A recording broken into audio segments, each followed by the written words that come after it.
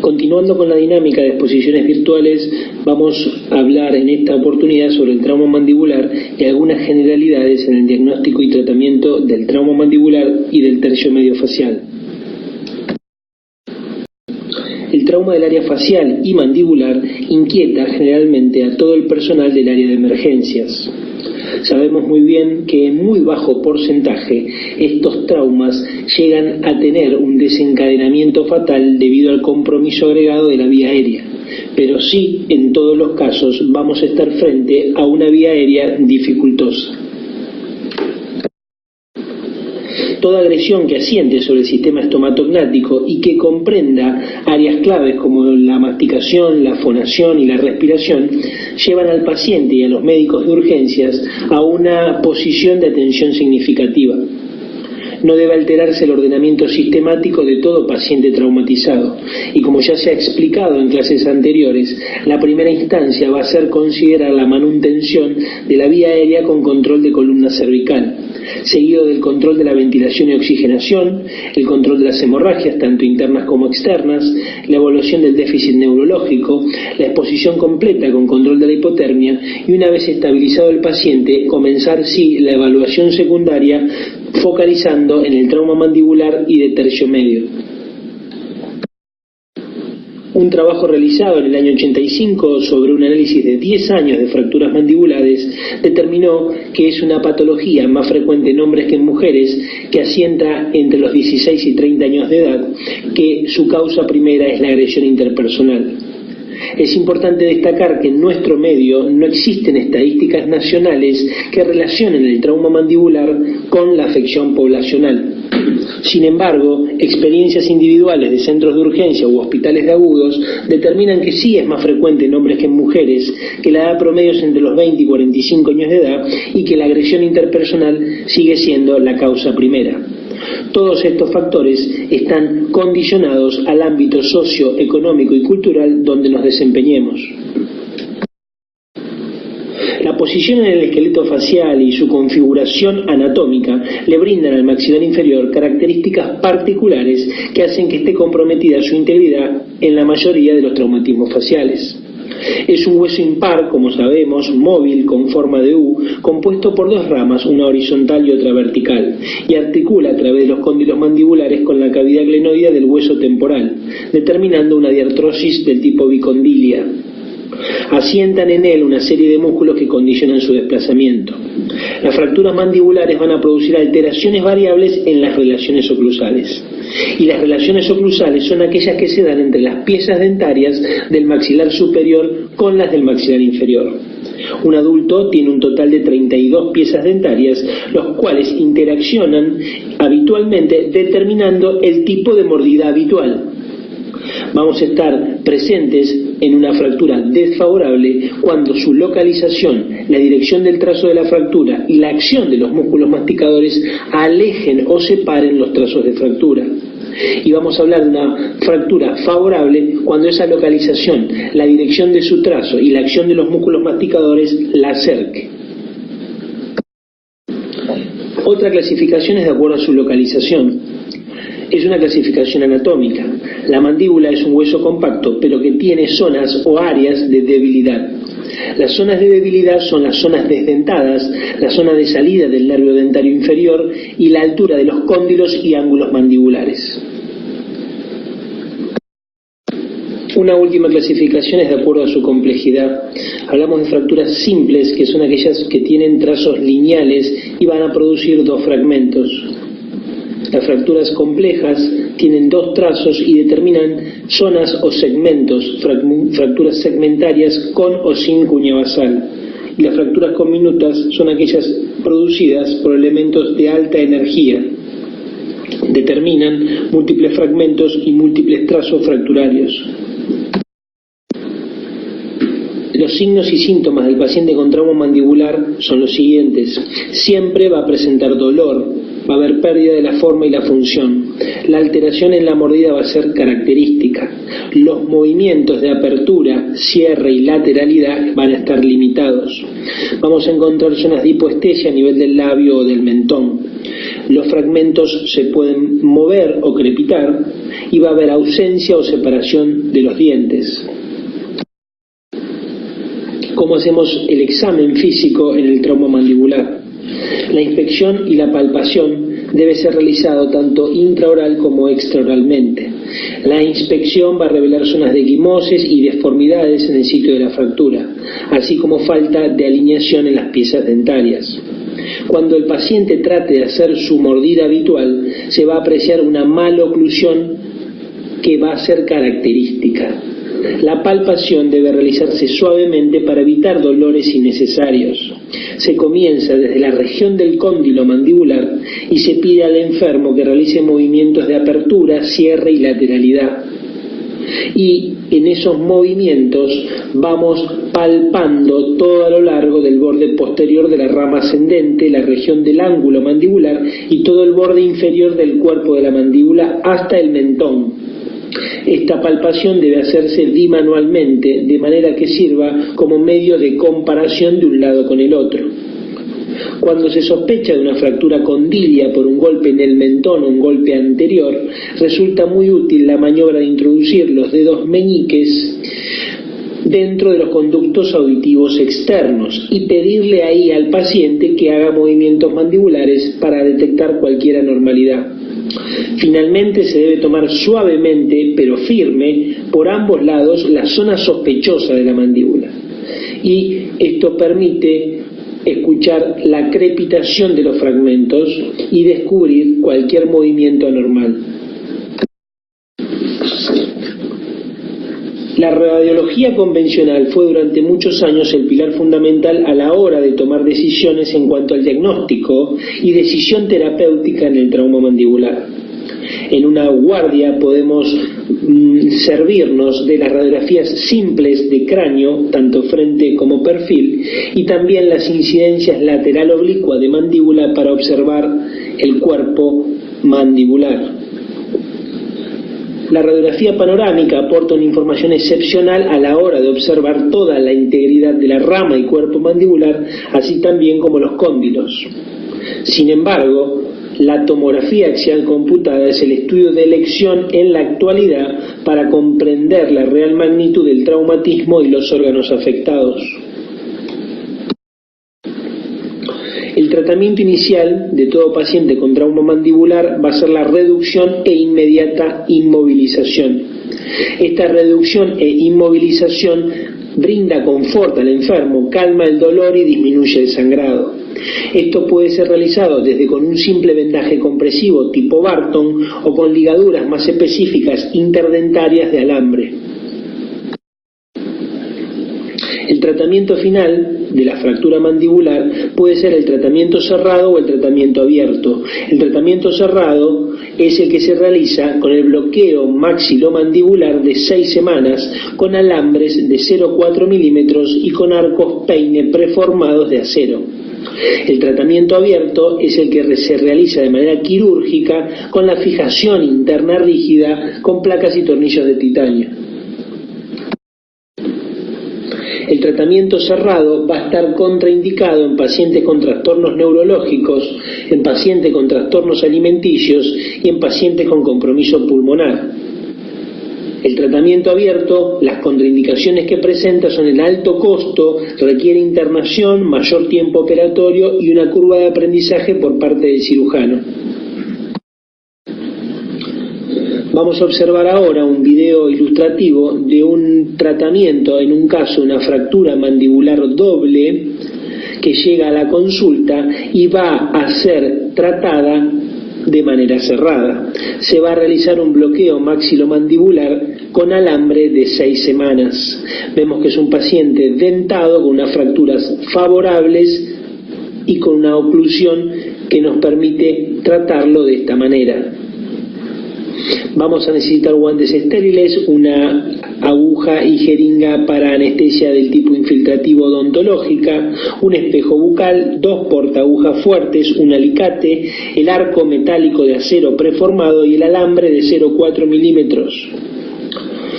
Se da anestesia en el fondo de surco vestibular del maxilar superior como del maxilar inferior. Recordemos que los alambres van a ser pasados en los dos maxilares porque el objetivo final es cerrar la boca del enfermo. Completamos la anestesia de los dos lados.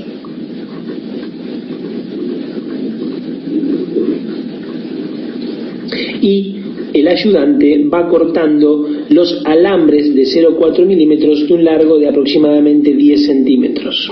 Se procede a medir el largo del arco metálico que vamos a usar para la mandíbula y se corta en esa distancia con un alicate fuerte. Se produce también la medición del arco en el maxilar superior. Una vez que tenemos los arcos medidos, comenzamos con el pasaje de los alambres. Los alambres pasarán de mesial a distal, o sea, de atrás hacia adelante, pasando por detrás de la pieza dentaria y saliendo nuevamente a la cara que nos enfrenta o cara vestibular. Esos dos alambres que quedan por diente, una va hacia arriba y la otra va hacia abajo, y el arco irá entre ambas salidas de los alambres. Una vez que están pasados todos los alambres, se presenta el arco metálico. Una vez que está presentado el arco metálico, se toman esos dos extremos, el que pasó por delante y el que pasó por detrás de un mismo diente, y se giran en sentido horario. Se gira y se busca tensión y que le brinde firmeza a nuestro arco metálico contra el tejido dentario. Podemos ayudarnos con un elemento que es una cuña que nos permite bajar el alambre por debajo del ecuador dentario o cingulum. Esto brinda más tensión y firmeza al arco metálico. La cuña se utiliza en todos los dientes del sector anterior. Una vez que han sido ajustados todos los alambres de las piezas dentarias del maxilar superior, se cortan los excesos, se brinda más tensión y se trata de esconder el remanente de alambre con una medida de aproximadamente 5 milímetros. Ese remanente se dobla y se esconde para que no lesione la mucosa labial del lado interno del labio superior y del labio inferior. Nótese que el arco metálico queda firmemente ajustado a todas las piezas dentarias. El mismo procedimiento se realiza en el maxilar inferior. Una vez que el arco está pasado tanto arriba como abajo, se le pide al enfermo que haga ejercicios de apertura y cierre y notamos que la oclusión está alterada. Él muerde realmente así y esa es la oclusión a la que lo tenemos que llevar. La oclusión habitual o previa al trauma. En esa oclusión lo vamos a dejar bloqueado un periodo de 6 semanas.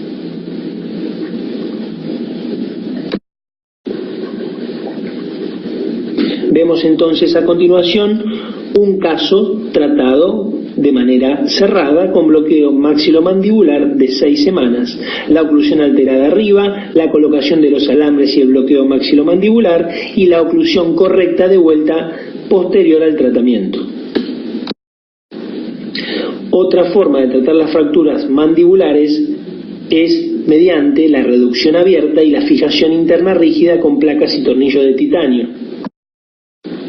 Vemos en las 4 fotos el abordaje extraoral quirúrgico, el desplazamiento de la fractura, la reducción anatómica correcta y la colocación de una placa fuerte y tornillos de titanio. Un capítulo aparte son las fracturas del cóndilo mandibular. Estas fracturas condilias van a estar acompañadas de asimetría facial y fundamentalmente de desviación de la línea media hacia el lado fracturado cuando el paciente intenta abrir la boca. También, si las fracturas condilias son bilaterales, vamos a estar frente a una mordida abierta anterior.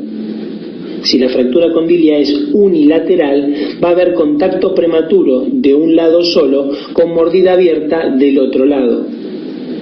Notamos entonces que toda la clínica de la fractura condilia va a estar centrada en la alteración de la oclusión habitual del paciente.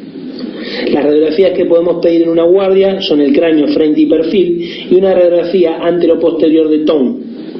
Si tenemos acceso a una radiografía panorámica es lo indicado, pero como repetimos anteriormente, la tomografía axial computada con cortes axiales y coronales es el estudio por elección.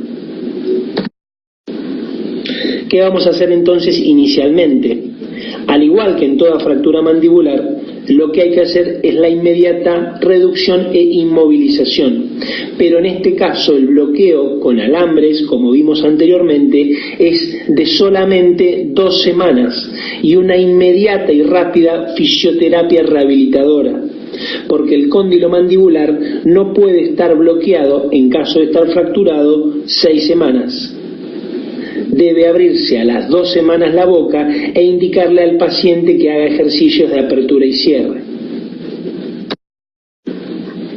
¿En qué casos el trauma facial puede comprometer la vida del paciente? En el caso fundamentalmente de las fracturas dobles del arco mandibular.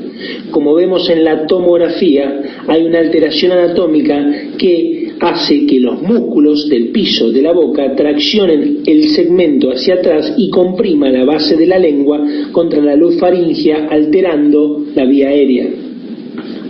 Esta situación puede ser manejada con maniobras clásicas de tracción del mentón o propulsión mandibular. También nos podemos ayudar de una cánula de Mayo. Y si esta situación sigue avanzando en gravedad, obviamente que terminaremos en una intubación orotraqueal con protección de la columna cervical. Otra situación en la cual puede haber compromiso de la vía del paciente son las fracturas del tipo Lefort 2 o Lefort 3 que van a impactar sobre la rinofaringe. René Lefort realizó experimentos en los cuales utilizaba cadáveres golpeándolos desde distintas distancias y direcciones, y él notó que existían 3 patrones de fracturas que se repetían. Las fracturas de Lefort 1, en donde la línea de fractura se localiza sobre los ápices dentarios y se extiende hasta las apófisis pterigoides.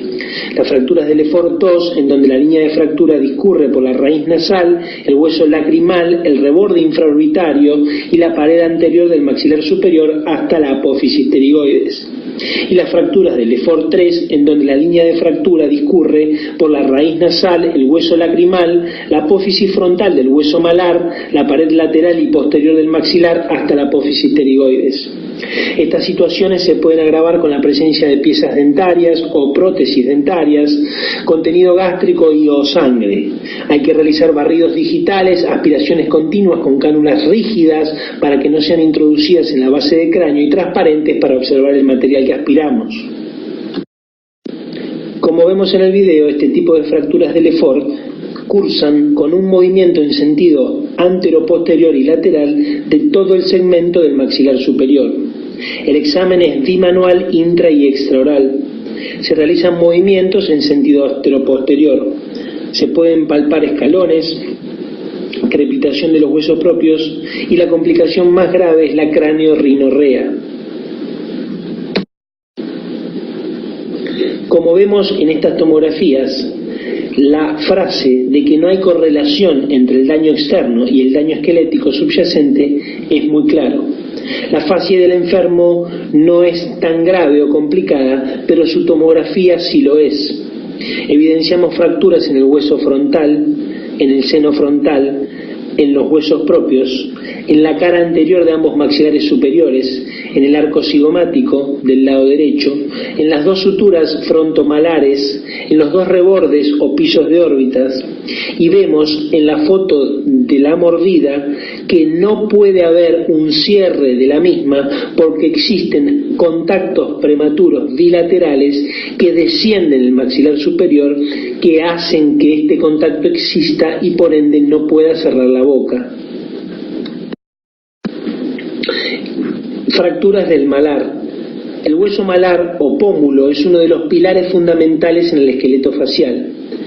Va a constituir la porción inferior y externa de la órbita y forma tanto la pared lateral y la mitad del suelo orbitario. Los signos y síntomas son clásicos. El signo de Rowe es patognomónico de las fracturas de malar o piso de órbita y es la efracción del periósteo orbitario, lo cual permite que se extienda el hematoma desde el lugar de la fractura hasta el borde corneano de la conjuntiva. También puede haber diplopía, enoftalmo, escalones frontomalares, zonas de hipoestesia suborbitarias y alteración de la mordida. La fractura del arco cigomático, como vemos en la diapositiva, puede chocar con la apófisis coronoides de la mandíbula y por ende no se puede abrir la boca. ¿Qué estudios por imágenes podemos pedir? En una guardia, las radiografías simples, mentonasoplaca, proyección de Waters son bastante útiles. Pero, al igual que en las fracturas mandibulares y las fracturas de cóndilo, la tomografía axial computada con cortes axiales y coronales es el estudio de elección. En el tratamiento debemos recomponer la sutura frontomalar, maxilomalar, el arco cigomático y la pared lateral de la órbita. La reducción abierta y fijación interna rígida con placas y tornillos es la mejor terapéutica. Para terminar esta presentación vamos a ver dos casos de deportistas con fracturas del malar o tercio medio facial. El primer caso es De Michelis en un partido contra Alemania, en el cual Ballack le hace una lesión mediante un codazo. La frase de Michelis: la mitad de mi cara había desaparecido. Esa es por la hipoestesia del nervio suborbitario, que da esa sensación de falta de sensibilidad en las piezas dentarias y en toda la región suborbitaria. Esto fue resuelto, este trauma del tercio medio facial, con placas y tornillos de titanio, operado a las 48 horas. Se colocaron 5 placas y a las 3 semanas el jugador estaba rehabilitado para volver a su trabajo. Este último caso es una fractura del tercio medio facial por un asta de toro, Juan Padilla, un torero español.